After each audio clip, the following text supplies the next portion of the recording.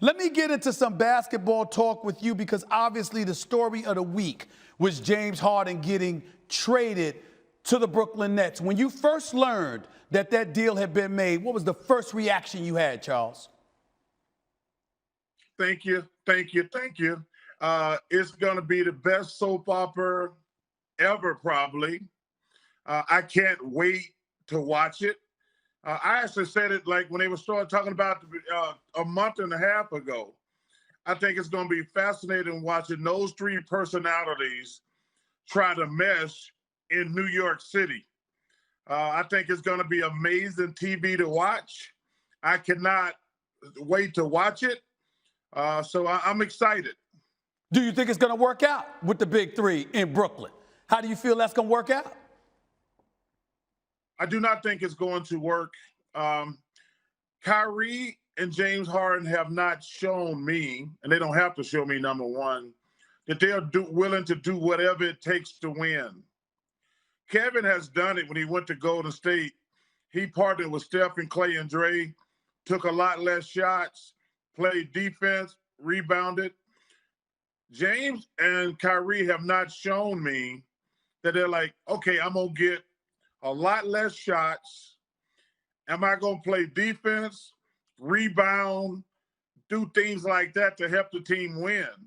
I can only go by their track record, and their track record tells me they're not going to be selfless.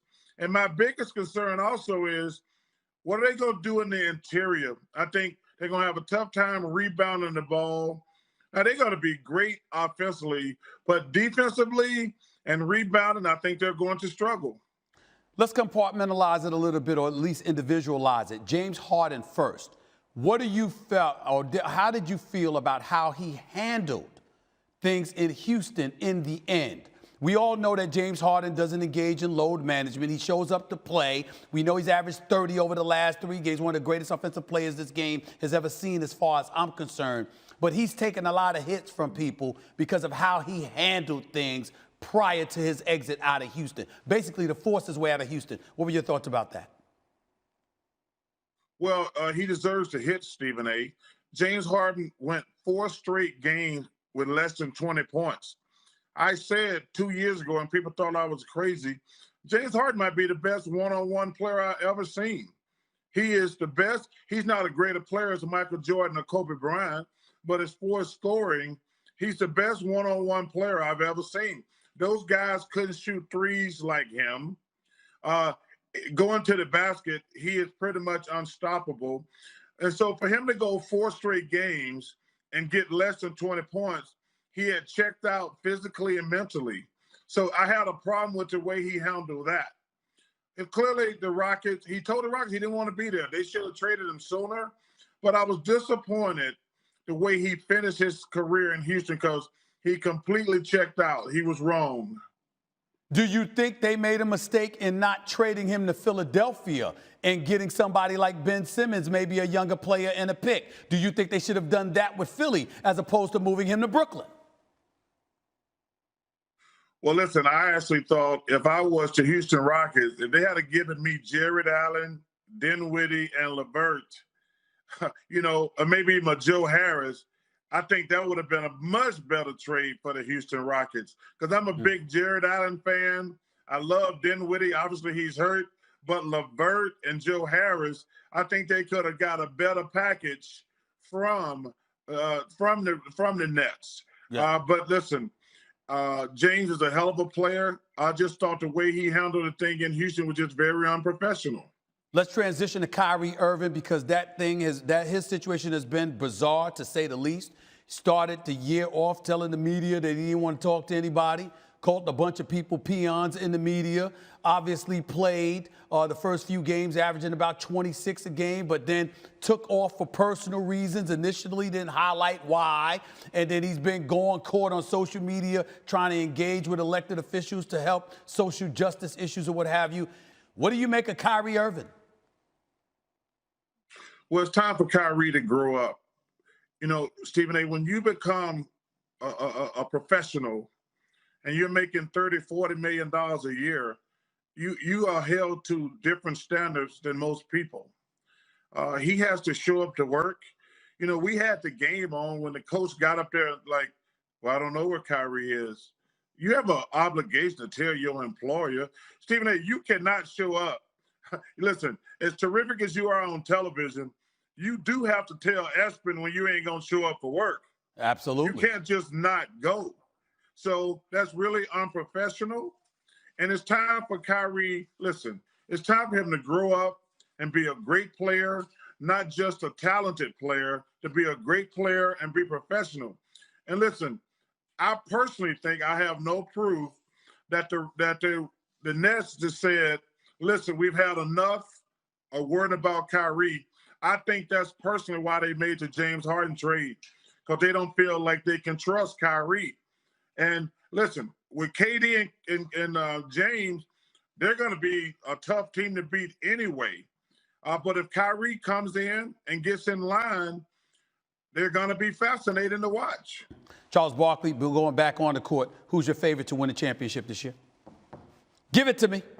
You picked Portland last year. You said guarantee and had your brooms out, and they lost. Hey, what's up, Charles?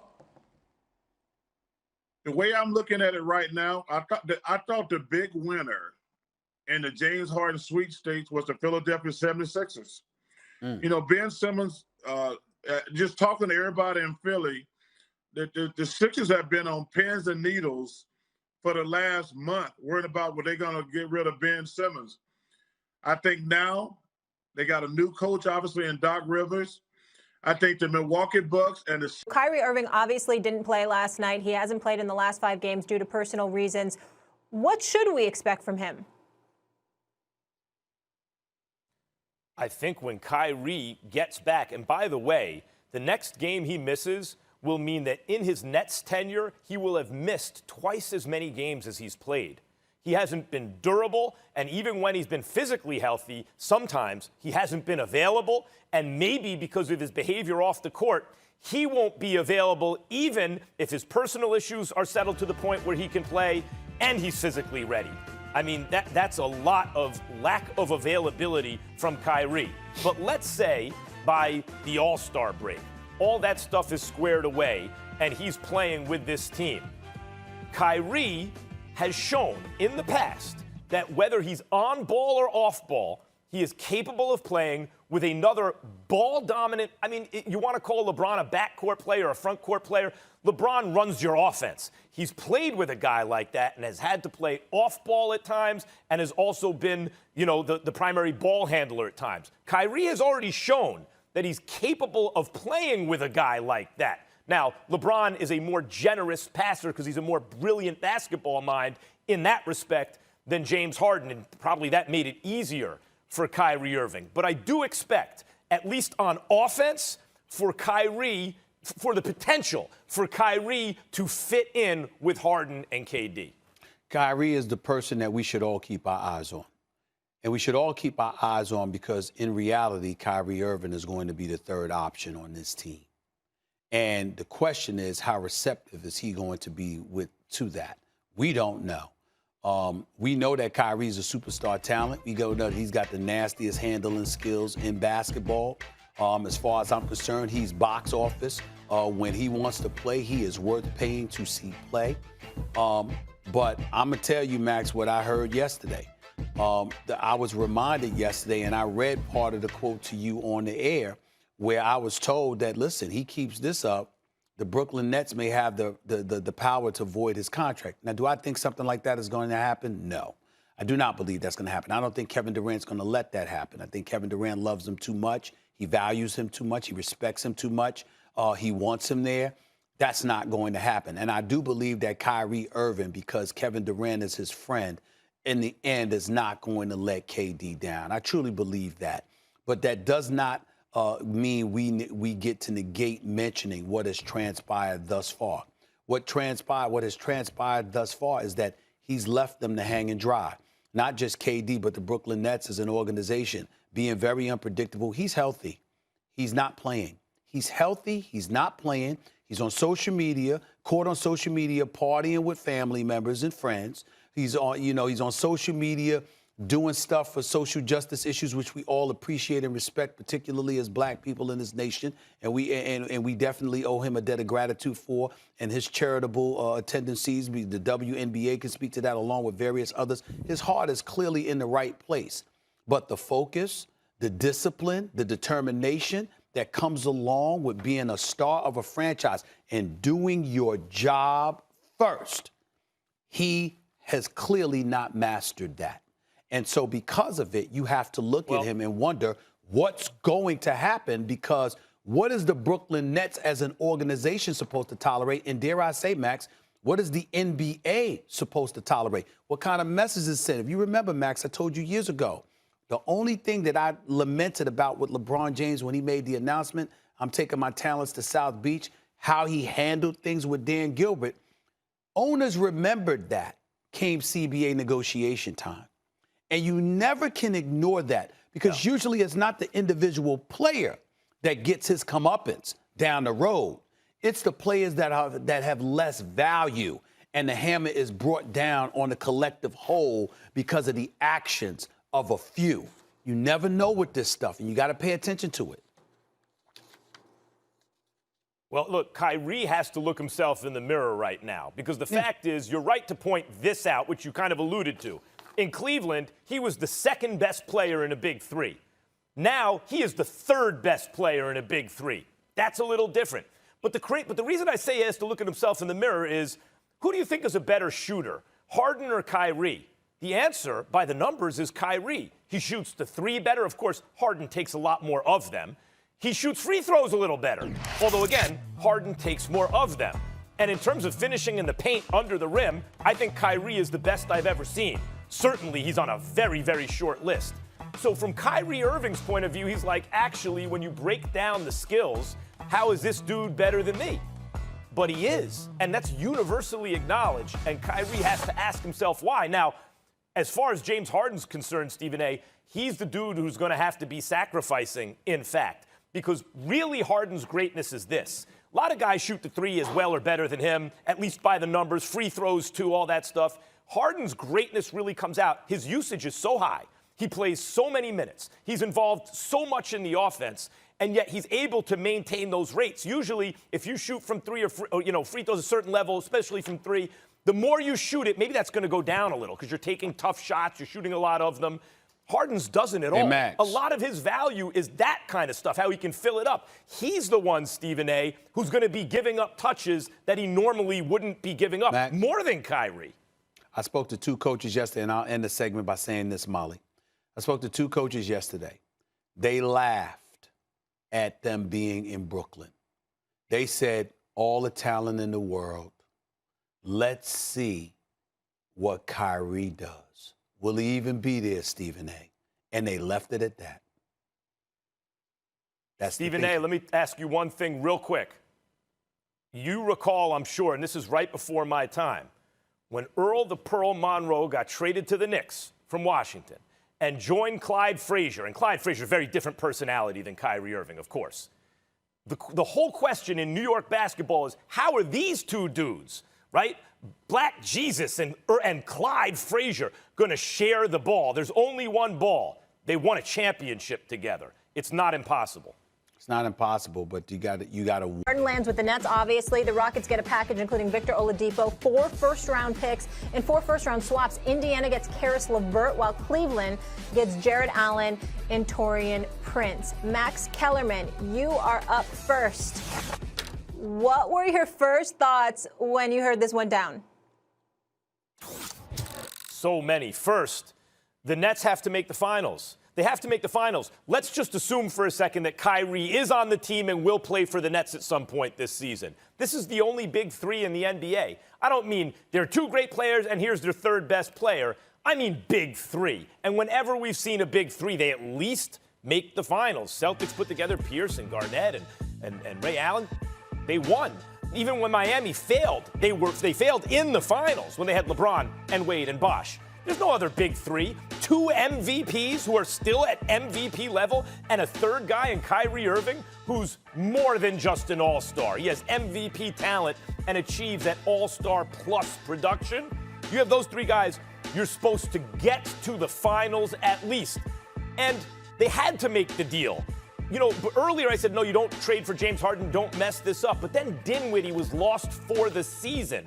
So, in fact, kind of counterintuitively, as you lost some depth, as the Nets lost depth and another ball handler in the backcourt, they actually had to lose more depth in order to get high-end talent to compensate.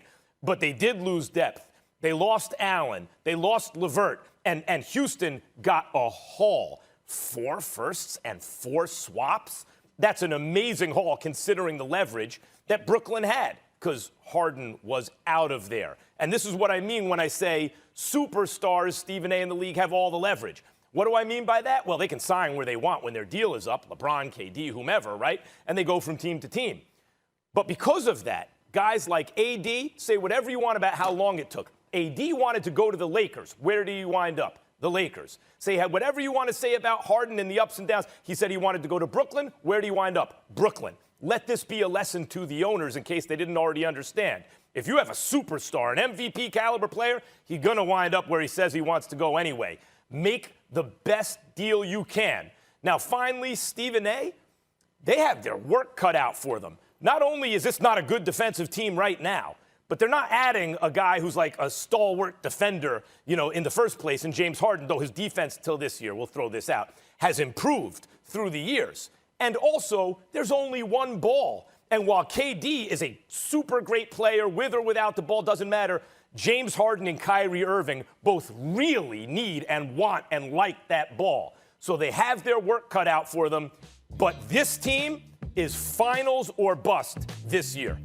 Well, definitely finals or bust. We agree there. But what I would tell you is, as it pertains to what was on my mind when the deal was first announced, never has James Harden been under more pressure than he is this year. The same could be said for Kyrie Irving, whose career I believe is on the line. You have people looking at him and wondering whether he's worth the trouble. We know what an ultra-talented person he is. He's a superstar talent. We get all of that. But guess what? Right now, he can't play better than me. You know why, Max? Because both of us are not on the court.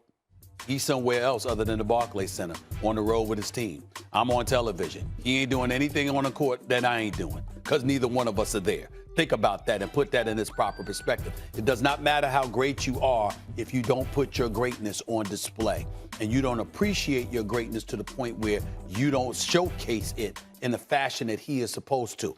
In the case of James Harden, this is the deal. You in Houston, you wanted Dwight Howard, then you didn't. You wanted CP3, then you didn't. You wanted Russell Westbrook, then you didn't mind y'all parting ways even though y'all are still boys.